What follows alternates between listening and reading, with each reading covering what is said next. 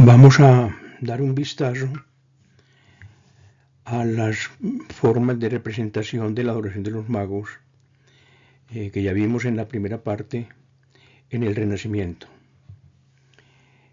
Hay un cambio notable, lo van a captar, ese cambio notable. Primero vamos a ver a Giotto.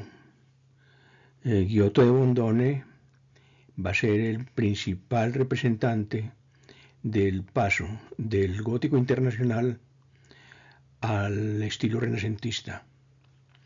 Va a incorporar elementos nuevos, va a incorporar mucho más realismo, lo que llamaríamos mucho más naturalismo, va a empezar a incursionar en la tercera dimensión, en la perspectiva, no todavía perspectiva matemática, porque no se había desarrollado, pero sí una sensación de que hay una tercera dimensión. Básicamente trabajó al fresco y la obra que vamos a ver está en la Capilla Scrovegni en Padua, año 1305, o sea, comenzando el Renacimiento, que normalmente se considera siglos XIV, XV, XVI. Aquí tenemos la obra. En la obra encontramos una escena típica, un cobertizo. En el interior del cobertizo hay 4 personas. Está María, José, el niño Jesús. Detrás de María hay una persona que no se alcanza a identificar correctamente. Al lado derecho nuestro hay un ángel sosteniendo un objeto en sus manos. Fíjense que detrás del cobertizo hay una montaña. O sea, ya hay un intento de representación de la naturaleza. Un intento pues muy sencillo, pero de todas maneras hay algo.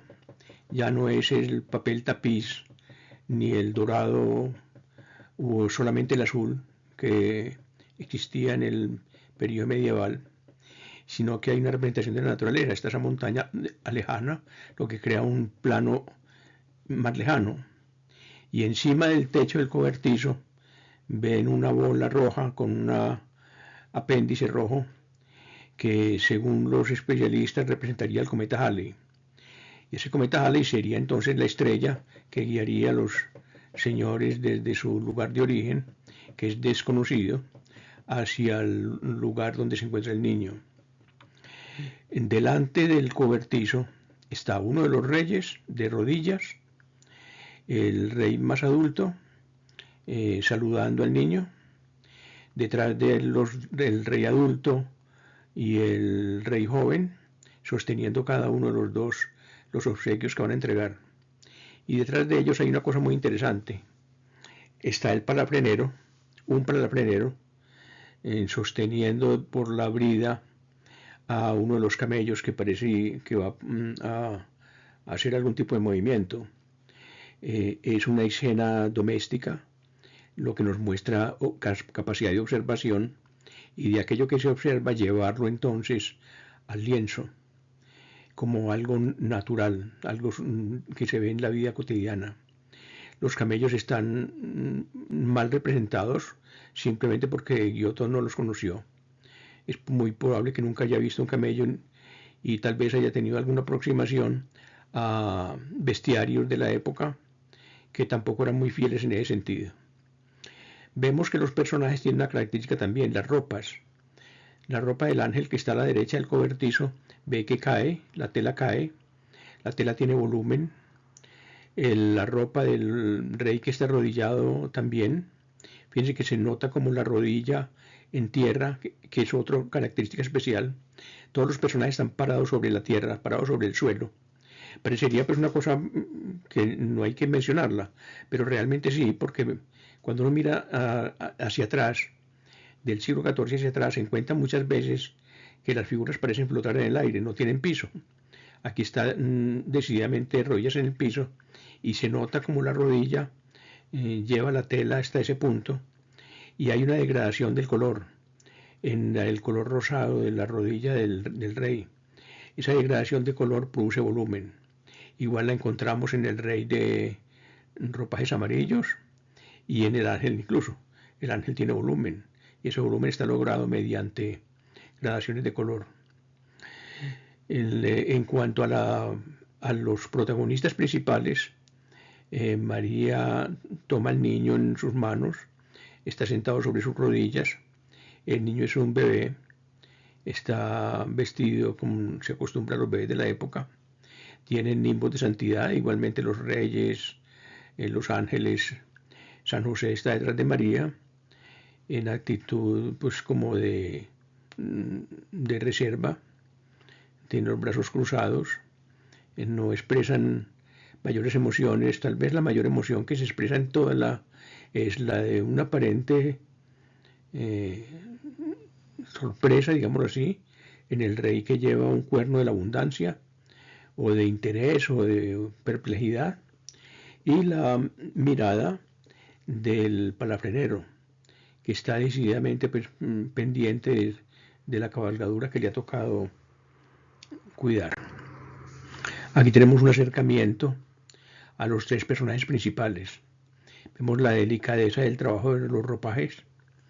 La pintura del fresco, desafortunadamente, en todos los ejemplos, va perdiendo capacidad de su frescura, mantener los colores, porque las paredes sufren humedades, sufren distintos tipos de daños, el paso del tiempo, los movimientos telúricos de la tierra, en fin, se va deteriorando lentamente, se va perdiendo la capacidad, aunque el fresco implica pues que el color penetra dentro de la parte del muro que se ha arreglado.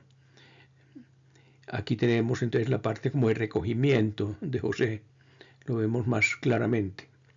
Muy buena representación del cabello, la barba, la expresión de recogimiento es muy bien lograda también. María está mirando como extrañándose.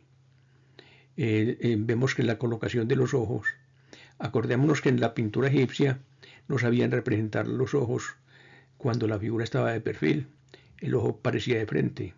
Aquí hay un poquito de eso, pero se ha corregido. Hay mucho más trabajo anatómico en el caso de Giotto. La expresión del niño es muy extraña, digamos. Pareciera tener un rostro de adulto pequeño, de adulto de tamaño pequeño. Eso como sonriéndose, pareciera ser así.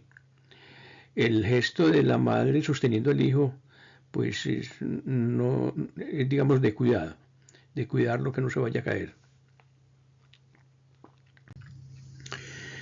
Las expresiones de los reyes, habíamos anotado el rey adulto, que es una expresión como de asombro de lo que está sucediendo. Él sostiene un cuerno de la abundancia en sus manos. Muy buen trabajo de la ropa, del tejido, del adorno del tejido, probablemente en hilo dorado, en la ropa y usando pintura dorada en el fresco.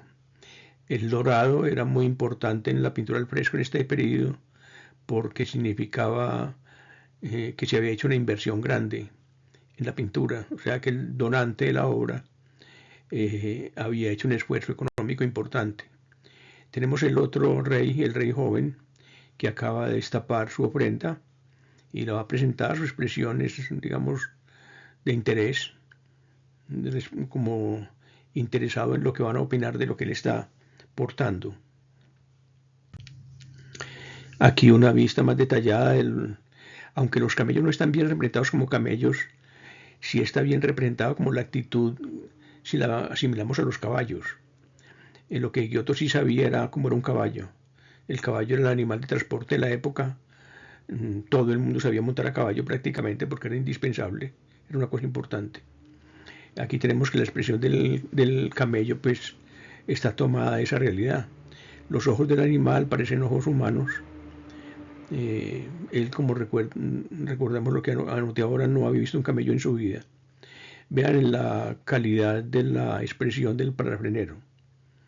Está interesado en lo que observa, es lo que él sabe hacer para contener al animal. Y su ropa está muy bien elaborada. Las telas tienen unas arrugas que son reales, y la tela tiene vida, lo que es muy importante. El cuerpo de los animales pues está ligeramente trabajado, hay un volumen básico. Ahora Fra Angelico. Fra Angelico es muy importante, ya lo podríamos considerar un hombre que está en el Renacimiento. Él se va a dedicar la mayor parte de su vida a trabajar pintura al fresco en el convento donde vivió la mayor parte de su vida y creó una serie de obras muy importantes, muy especiales. Piense que va a estar activo en el siglo XV, que es el siglo donde el Renacimiento ya se define. La primera mitad del siglo XV es como la de los maestros, de los grandes maestros. Los grandes maestros serían Leonardo, Miguel Ángel y Rafael Sanzio. Y la generación de la primera parte del siglo es la que les dio a ellos los elementos para que ellos desarrollaran su obra a máximo nivel. Ya su estilo es escuela florentina renacentista, va a trabajar temas religiosos, como corresponde pues a las obras que desarrolla al fresco en un convento, y como un detalle al margen fue beatificado por Juan Pablo II en 1982.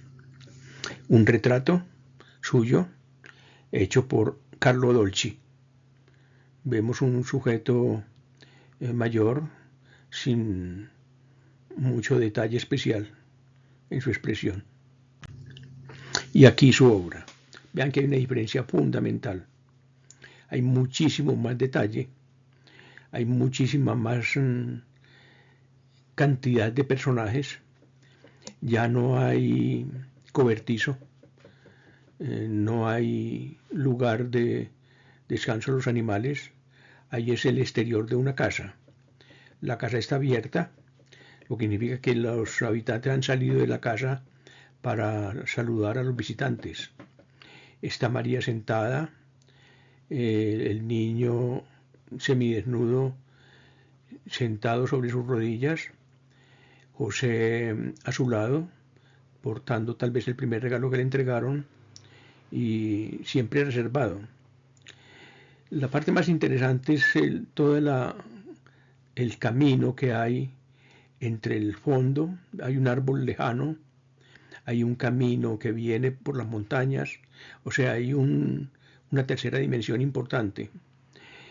Fíjese que es igual que el techito que hay encima de la puerta de la casa, es un techito que tiene también profundidad. O sea, ya empieza a darse una perspectiva correcta. Y los reyes y los personajes que vienen en esa comitiva, todos están vestidos al estilo florentino, al estilo italiano de la época.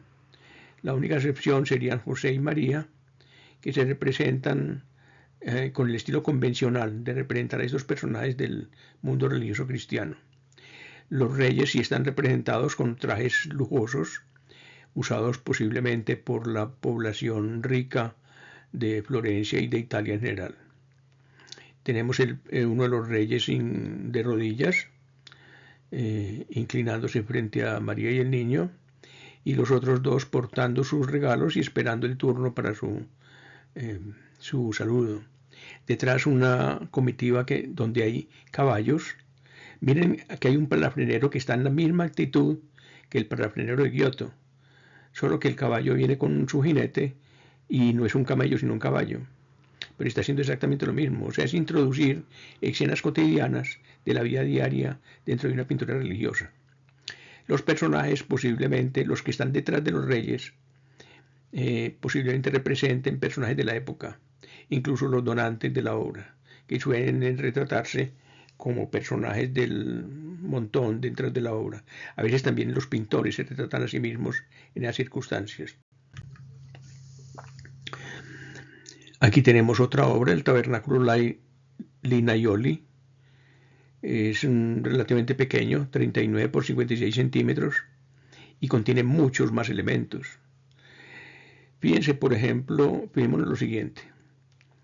Hagamos cuenta de la María y el niño en la posición tradicional, los reyes en fila, esperando a entregar sus obsequios, excepto uno de los reyes que ya se lo entregó a José, que lo está recibiendo en la parte de atrás, él siempre un poquito detrás de su esposa. Pero miren los personajes. Hay tres personajes al fondo contra una muralla que están conversando. Están en actitud de conversación, como si estuvieran ajenos a lo que está ocurriendo en primer plano. A su lado hay un hombre posiblemente con una armadura que está interesado más o menos en lo que pasa en la escena. Y hay una fila. Detrás del rey joven están posiblemente los donantes de la obra, el hombre que tiene los brazos, las manos en actitud de oración. Y hay una fila de personas del mundo cotidiano. Igualmente animales, caballos, pero detrás, en esa parte, detrás del último de los palafreneros, digámoslo así, y de los últimos animales hay una muralla. Esa muralla está muy lejos. Fíjate que es muy lograda la relación de distancia. Y detrás de la muralla hay una lejanía. Hay una montaña con árboles y hay una montaña al fondo, al final, con una edificación en la cima, muy lejana. Apenas se vislumbra la forma de la edificación. O sea, aquí tenemos una representación donde el espacio es fundamental. La naturaleza de los tejidos, los volúmenes de los cuerpos, las expresiones son individuales, no son sujetos en que todos los rostros sean los mismos, no. Están expresando distintas cosas, están realizando distintas acciones. Entre 1433 y 1434, la pieza de altar de Cortona, un poquito mayor que la anterior, de 45% de 68. Igualmente rica en aspectos importantes. Volvemos otra vez a la casa con su techito encima de la puerta, ellos en la parte de afuera de la casita, muy pequeñita, uno de los reyes entregando su donativo a José, que se inclina frente a él, se toman de las manos como un saludo convencional. El saludo todavía se utiliza.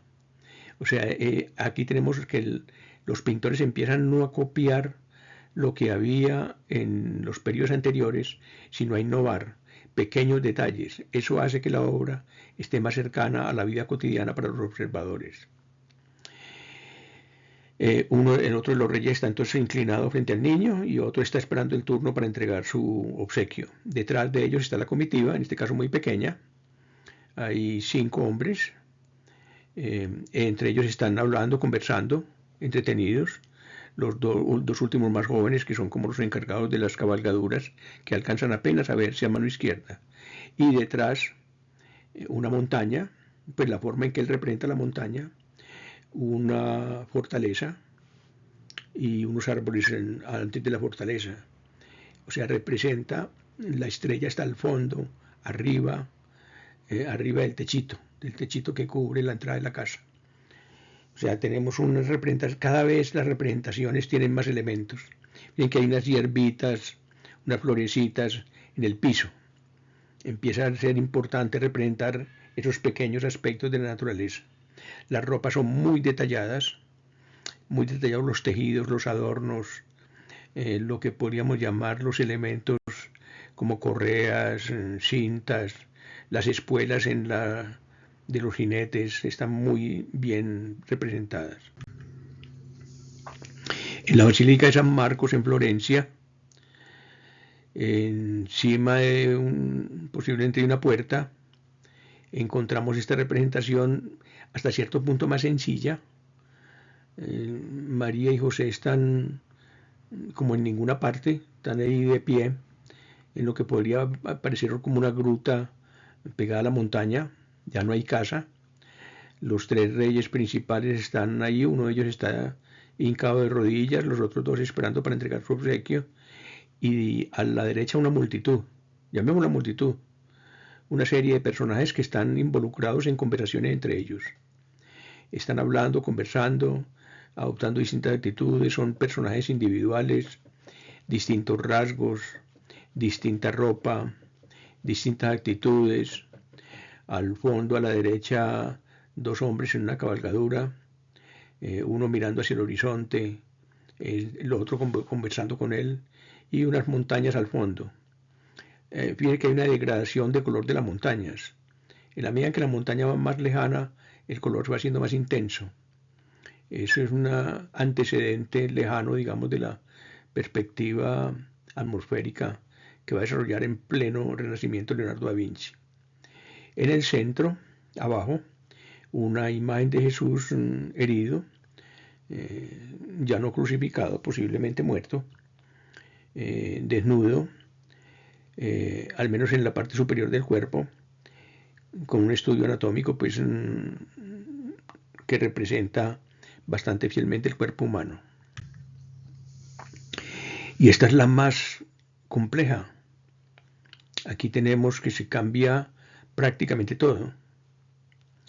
Es de 1445, ya a pesar de la parte final de su vida, ya llegando a la primera mitad del Renacimiento. Aquí tenemos muchas cosas que ver. Hay un cobertizo muy grande. Al interior hay los animales tradicionales, buey, la mula. Hay unos personajes también.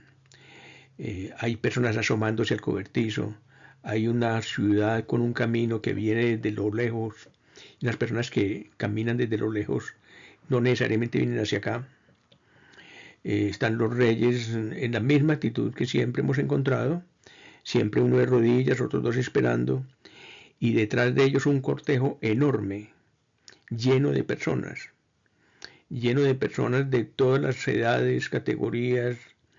Hay unas ruinas en donde hay posiblemente unos jóvenes encaramándose en las ruinas como para ver el espectáculo que está presentando. Muchas veces se considera que ese tipo de ruinas son una alegoría a la ruina del Imperio Romano y al triunfo del cristianismo. Y hay unas aves, sobre todo un pavo real muy bien representado, que está parado sobre el techo del cobertizo. Hay un perrito debajo de los Reyes Magos, representado en una actitud muy natural, lo que representa muy buena observación, y ya hay más vegetación, más flores. Dice que es en la parte inferior del tondo. Este es un tondo. Un tondo es una figura, una pintura redondeada. A veces se hacía así para ser contenida en un medallón o algo por el estilo. Hay entonces muchos más elementos, se vuelve viendo más aventurado el pintor. Se lanza a hacer más cosas de más complejidad y de más dificultad. Gentile da Fabriano está presente en la última parte del siglo XIV y primera parte del siglo XV. Tiene una crítica especial. Muchos de los pintores de la época y los escultores de la época trabajaban en sus talleres, en talleres que tenían pues, prestigio, y no tenían necesidad de ir a ninguna parte, porque al taller iban los que solicitaban sus servicios a contratar con ellos. Algunos viajaron mucho, este es uno que viajó mucho. Se sabe que estuvo activo en Urbino, Foligno, Brescia, Florencia, Siena y Roma. Es influenciado ya por viaja tanto que obtiene muchas influencias. Lorenzo Ghiberti, el hombre que hizo las puertas del baptisterio de Florencia, Masolino de Panicale, Michelino de Vesoso, influencia Pisanello, Giacomo Bellini y sus hijos Giovanni Gentile. Es un representante del gótico internacional en Italia. Vamos a mirar un grabado suyo. Aparece en la obra, en las primeras obras de historia de Giorgio Vasari. El boceto es hecho por Giorgio Vasari. La adoración de los magos, muy compleja, de 1423. Presenta una versión especial. Los Reyes Magos están vestidos a la manera occidental, todos con tez clara. No aparecerá el rey de tez oscura hasta más adelante, como una manera de representar a todos los habitantes del mundo, todos los habitantes de la tierra. Melchor está postrado frente al niño, se ha quitado la corona en señal de respeto. Gaspar está iniciando el gesto de quitarse la suya y Baltasar permanece de pie, observando. Detrás de ellos un cortejo grandísimo de personas a pie, a caballo, que van hacia el portal. Fue encargada por un personaje muy conocido de la época, Pala Strozzi, para la capilla familiar de su gente. Era común que los hombres ricos construyeran dentro de las catedrales y las iglesias capillas para su familia, para realzar su poder y su capacidad económica. En la sacristía de la iglesia de la Santísima Trinidad en Florencia. Es una obra complejísima que tiene elementos en la parte inferior, tiene elementos en la parte superior que complementan la obra. El mismo tallado pues, de la presentación es una obra importante y vamos a mirarla más en detalle. Aquí tenemos el conjunto abigarrado, muy abigarrado. Hay muchos más elementos. Detrás de María hay dos mujeres que están conversando entre ellas. Hay una gruta, ahí se alcanza a ver el buey y la mula. Y hay una puerta que da, parece ser hacia una casa o parece ser hacia la entrada de una ciudad. No es claro, porque es una pared que tiene toda la fisonomía y una fortaleza. Hay unas escenas en la parte superior de unos cortejos larguísimos que vienen de izquierda a derecha y ascienden hacia la puerta y una ciudad al fondo. Esos son, hay una cosa que se llama pentimenti. Un pentimenti es cuando un pintor quiere demostrar su capacidad y agrega cosas extras a su pintura. Debió ser una pintura muy costosa porque en los contratos que se hacían se cobraba por personaje representado y por cantidad de colores utilizados. O sea, si hacía un balance de los materiales, se pagaban los materiales, y se hacía un balance de cuántos personajes había que representar, y según eso era el costo de la obra. En la parte ya que da al frente de donde están María con el niño, hay una cantidad de personajes, caballos, hombres a pie, perros. Algunos están inclinados sobre el piso, otros están mirando la escena, otros están mirando hacia el cielo, otros están haciendo toda clase de cosas. Incluso parece haber unos monitos encima de un caballo en el fondo oscuro. Y ahí hay unos árboles, unas aves que aparecen volando. En fin, una cantidad de detalles. Esto nos muestra que los pintores para esta época ya están en capacidad de representar prácticamente cualquier cosa. Miren el volumen del cuerpo de los caballos, del caballo de color claro que está a la derecha, el que está dándoles la grupa hacia los espectadores. Hay un volumen muy claro, la representación del animal es anatómicamente perfecta, igual la del caballo blanco que está a su lado también. Siempre representa a los cuidadores de estos animales porque era una cosa pues usual de la época, cotidiana. Los personajes que están representados deben ser, sobre todo los que están más cerca, los reyes, deben ser Pala Strozzi y su familia. Aquí tenemos más detalle, vean la riqueza de las ropas. Esto implica mucho detalle, mucho trabajo, un trabajo grandísimo para representar esos ropajes con tanto detalle, las bridas de los caballos con tanta filigrana, las expresiones de los personajes tan individuales, toda clase de expresiones, toda clase de gestos, toda clase de rostros. Los gestos de las dos mujeres que están detrás de María, que están como observando posiblemente el regalo que le han entregado. José mirando con atención en la actitud del rey que se inclina frente al niño.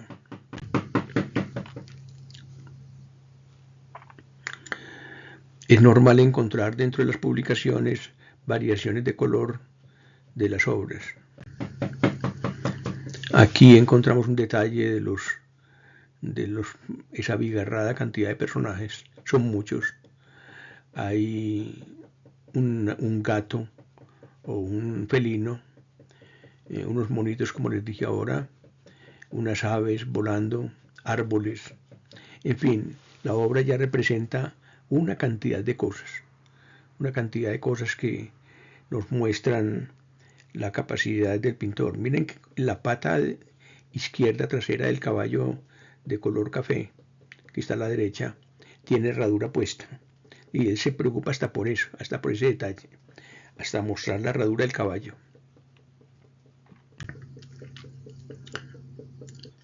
Un detalle, el abundante uso del oro, de la pintura de oro, para representación de los trajes de mucha riqueza de los reyes.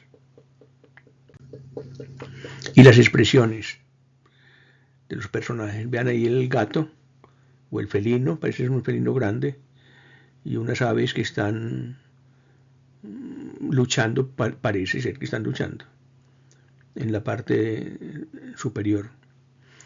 Los hombres están haciendo todo tipo de expresiones. Aquí nos encontramos con un detalle especial, es que los pintores empiezan a tomar notas de lo que observan en la calle y en la vida cotidiana. Cuando uno mira los cuadernos de notas de Leonardo da Vinci se encuentra con esto. Inclusive hay mucha caricatura. Él encontraba personajes que tenían rasgos especiales, los dibujaba y los volvía a caricatura. Acentuar esos rasgos le daba un acercamiento a la capacidad de expresión de distintas personas y de distintas circunstancias. Aquí tenemos como hay personajes, digamos, típicos, rastros típicos. Y la representación de los rostros de los caballos, de las cabezas de los caballos, es muy real, anatómicamente muy correctamente representados. Lo que nos muestra que hay observación, toma de notas, dibujos previos, toda clase de bocetos para llevar la obra. Benozzo Gozzoli nace en 1421, fallece al final del siglo y vive todo el siglo XV. Ya es un contemporáneo de Leonardo, de Miguel Ángel y de Rafael. Vemos también que viaja relativamente, trabaja en Umbría, trabaja para los Medici a final del 1459, a San Gimignano en el 64, a Pisa en el 67, vuelve a Florencia en el 95 y muere allí en las cercanías de Florencia. Pistoia está en las cercanías de Florencia, por la peste, que era algo bastante común en la época, que las pestes asolaran las poblaciones. Aquí tenemos un autorretrato de él en una de sus pinturas, en una de las cabalgatas de los reyes que van hacia el pesebre. Porque vamos a encontrar una cosa, cada vez la escena de María con el niño y los reyes es menos importante y los personajes que van hacia allá son los más importantes. Son ya representaciones prácticamente de la sociedad de la época. Esto está en la Capilla de los Magos, en el Palacio Medici Riccardi, en Florencia. Aquí tenemos la capilla, las paredes de la capilla pintadas. Es importante, como notamos ahora, que las familias ricas hicieran esto, y la familia Medici pues era absolutamente importante. Este fresco tuvo varios problemas. En el siglo XVII se destruyó parte para hacer una escalera y a veces se reconstruyen y a veces simplemente ya la parte que se quedó se pierde. El encargado de ordenar la obra fue Pietro di Cosimo, le decían el Gotoso. Fue uno de los cabezas de la familia Medici ya en la última parte de la, digamos, de la gobernanza de esta familia sobre Florencia. Aquí el asunto religioso, como les dije, el asunto religioso, que es la adoración de los magos, ya pasa casi a un segundo plano, porque la parte más importante es la familia Medici y su poder Lo vamos a ver ahora en la manera como se representan estos cortejos, que parece haber tenido como influencia los cortejos y los personajes que entraron a Florencia para un concilio importante que se llevó a cabo en esta ciudad en los años anteriores. Aquí la procesión del rey joven. En la pared este se representa al más joven de los magos, en un caballo blanco, vestido de blanco también. Es la juventud, lleva el incienso que representa la fe, que es igual que el simbolismo del blanco. A veces se dice que es Lorenzo el Magnífico, pero cuando uno mira otras representaciones de Lorenzo no encuentra parecido. Lorenzo era, digámoslo así, feo, no era un rostro bello, y el rostro de ese joven parece ser muy delicado. Además, para la época en que se pintó el fresco, Lorenzo estaba muy joven y no, pues para la época que representa esa cabalgadura, y no tenía esa posición importante. Ahí con él va la familia. El Piero Medici, el gotoso, está en el caballo blanco que viene detrás, y Cosimo, que es el fundador de la dinastía, en un burro a su lado. El fundador de la dinastía Medici era un comerciante de dudosas prácticas, pero ennobleció a su familia dándoles la mejor educación que el tiempos de esa época podía lograr. Le siguen personajes de la época: Galeazzo María Sforza, el duque de Milán, que realmente no tomaron parte del concilio, pero eran invitados de los Medici para la época en que se pintaron los frescos. Y detrás, florentinos ilustres. Los expertos detallan a Marsilio Ficino, que era el director de la Escuela Filosófica de Florencia, fundado por la familia Medici. Y está el propio Benozzo Gozzoli, lo mostramos ahora, está con el sombrero rojo entre la multitud. Era común que los pintores de la época se representaran de esa manera. Bueno, esta es una obra de extrema complejidad. Muestra un cortejo que viene desde muy lejos, desde el fondo a la izquierda. Hay una complejidad en la representación de la naturaleza, hay nubes, por primera vez vemos nubes bien claramente elaboradas. Vemos que posiblemente vienen de una ciudad que está al fondo, en la cima de una montaña. Se alcanza a ver el camino que sale de la puerta, y esta es la parte inferior del camino, donde está el rey, pues, que estamos representando. En intermedio hay una escena de cacería, hay unos hombres, dos hombres, uno de ellos a caballo, con un perro de caza, cazando un ciervo. O sea, representan una escena cotidiana. La cacería era una cosa cotidiana en la época.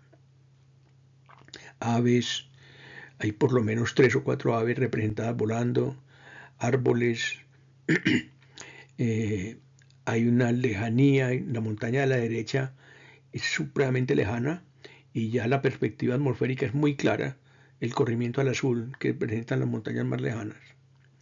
Y hay toda clase de personajes, en toda clase de actitudes, con todo tipo de ropajes, representando todas las categorías sociales. Desde el palafrenero que está junto a los viejos Medici, ya uno es un hombre posiblemente de origen afroamericano, hasta el rey, pues, joven. Aquí tenemos un detalle de la multitud que viene detrás a la izquierda. Los caballos representados con precisión absoluta. El piso ya es total. Las sombras en el piso son importantes. Fíjense que en el hombre moreno, que lleva un arco en su mano y actúa algo así como palafrenero del hombre mayor que va en la mula.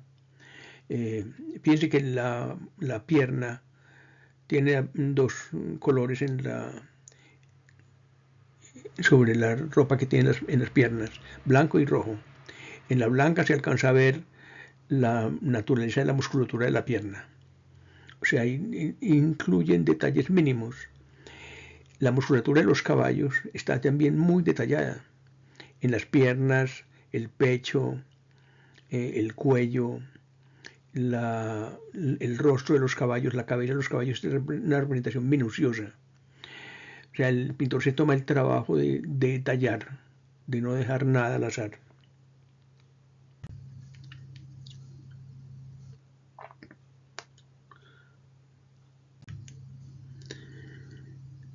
Vean la representación de los animales de frente. Lo representa de frente, de costado, de atrás. A las personas, aquí tenemos la fila de personas, es como una población diversa, con distintas actitudes, conversando entre ellos, mirando al frente, mirando hacia el piso, en fin, distintas edades, la mayor parte llevando gorros rojos, que parecen bastante comunes. Un detalle del rey joven. Vean la representación del animal, el estilo de cabalgar, que era típico, el estilo de cabalgar del hombre que está al fondo en la cacería, con los perros que llevan persiguiendo al venado, los caballos de frente a la derecha.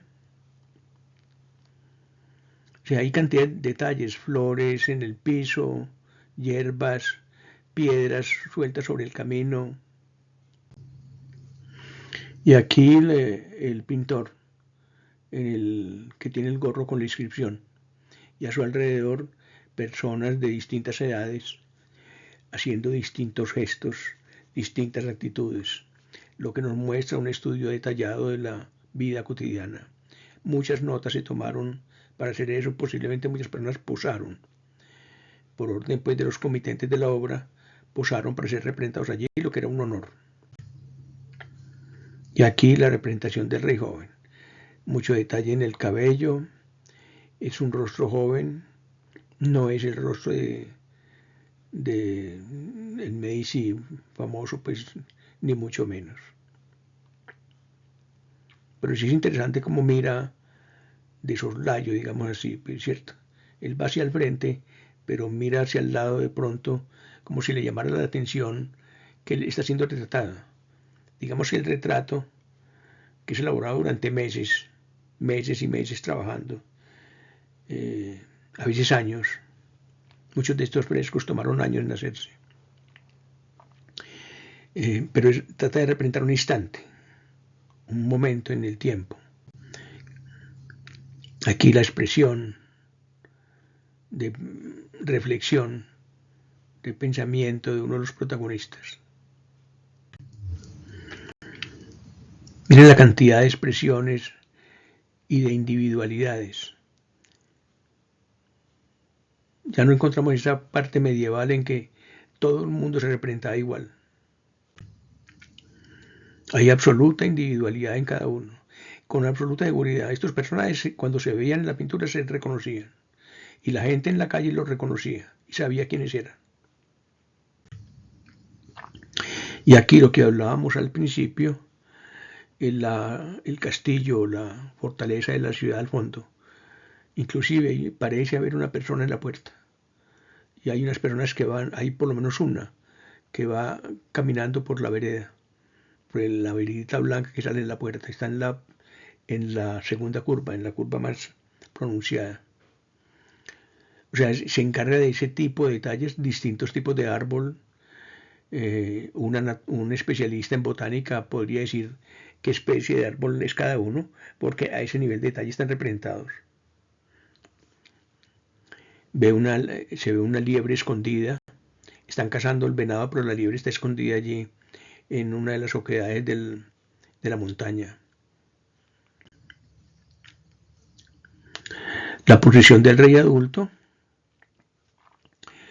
en la pared sur de la capilla, el mago pues que es la edad intermedia, Baltasar, que se supone que es procedente del África, que se va a representar posteriormente de distinta manera.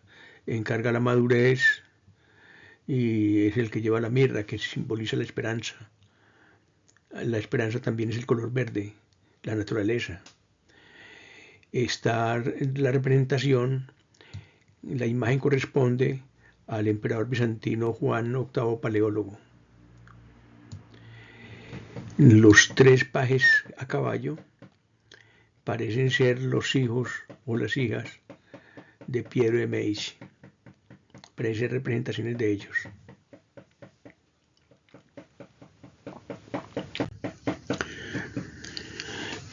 Tenemos aquí la perfecta representación del animal, un animal muy fino, la riqueza de la ropa del jinete,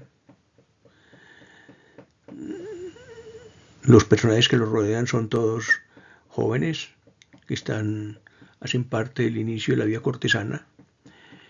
Al fondo por el camino viene un hombre a caballo también, muy al fondo, y hay otro que está casi detrás de la montaña, apenas alcanza a percibirse.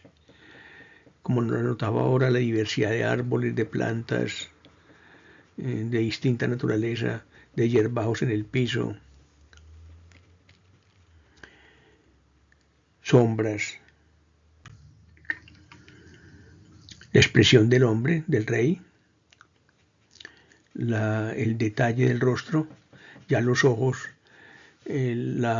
son correctos, la representación es correcta de la forma de los ojos.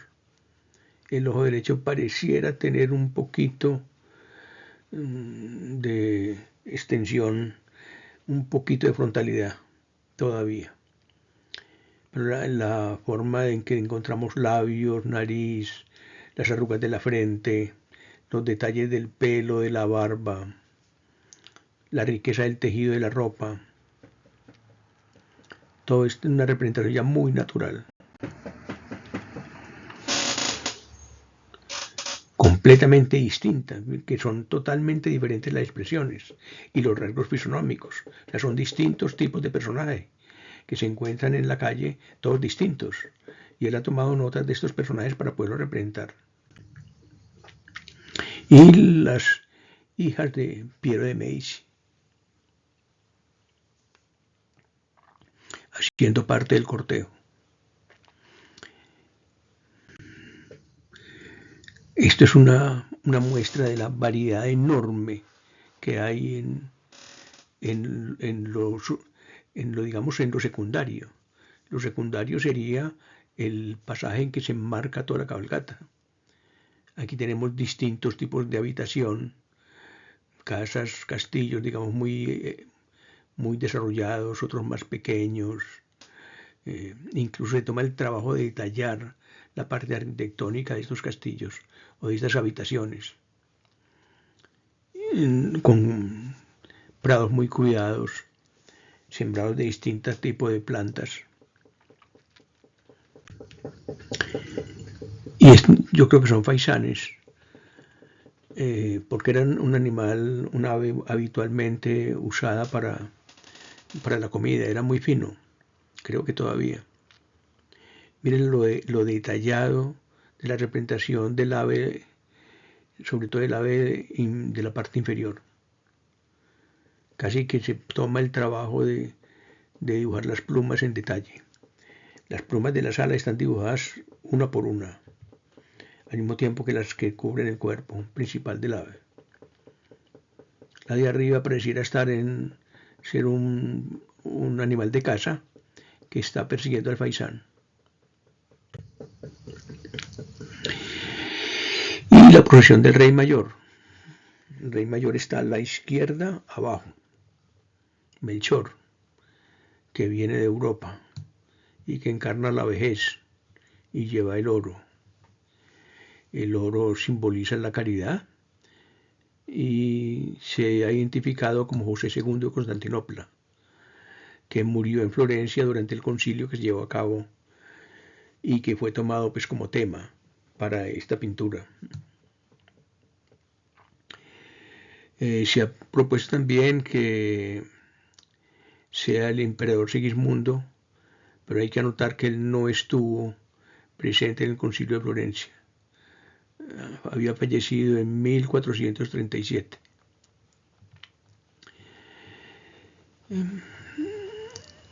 Bueno, Cosimo se representa por lo general montado en un burro, ya lo hemos notado.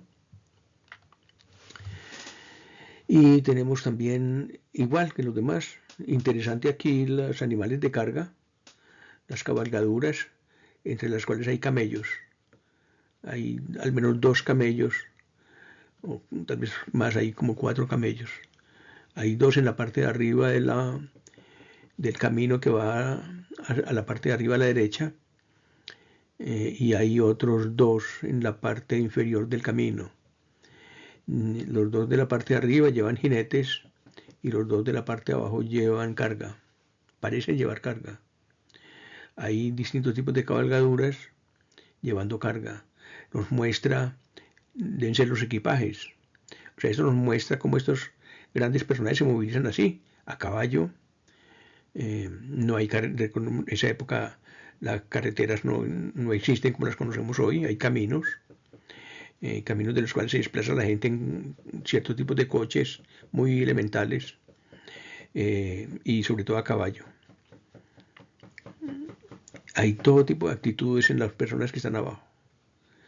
Están sobre el piso, están cabalgando sus animales, están subiéndose a las cabalgaduras, están conversando entre ellos. O sea, es una crónica social. Hay otra escena de cacería, ya en este caso hay una escena donde hay unos animales, unos predadores están cazando a otros animales. Hay uno que está cazando, atacando a posiblemente una res. Hay otro que está persiguiendo a un ciervo. En fin, son todo claras. Miren que en el centro, a la izquierda del camino, de la vuelta que da el camino, hay 3 montañas. Una primera montaña verde, puntiaguda, como tipo piramidal, otra igual a la derecha y otras que están muy lejos. Y aquí podríamos decir que lo que está representado en la última parte de la pintura está a muchísimos kilómetros de distancia, está lejísimos. Esto importa para darle espacio, o sea, recrear el espacio real, recrear el espacio de naturaleza se convierte en una cosa importante. Y aquí un detalle, el riachuelo, el patico nadando en el riachuelo.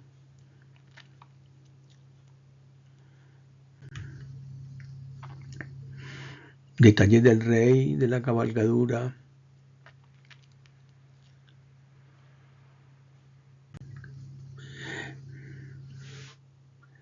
La expresión del rey, una expresión como de duda, de sorna.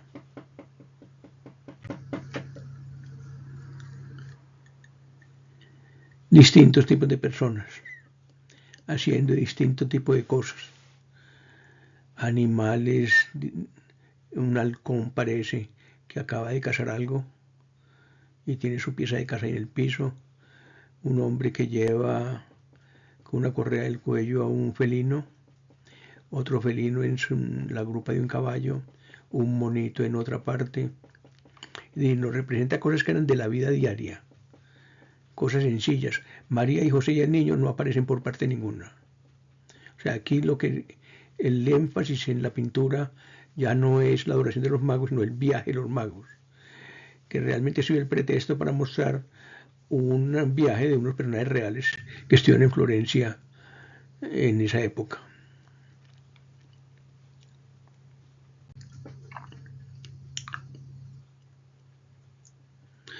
Entramos entonces al naturalismo renacentista, a la realidad renacentista, al humanismo, en el sentido de que el ser humano es el protagonista.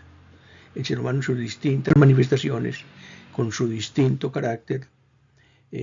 Aquí la escena del animal que está cazando a la res está representada con todo detalle. Cuando se mira en la general la obra, aparece por allá como un puntico pequeño. Pero entonces cuando se llega y se va a la cámara a mostrar el puntico pequeño, encontramos que no hay cosita que no esté representada con toda la veracidad posible.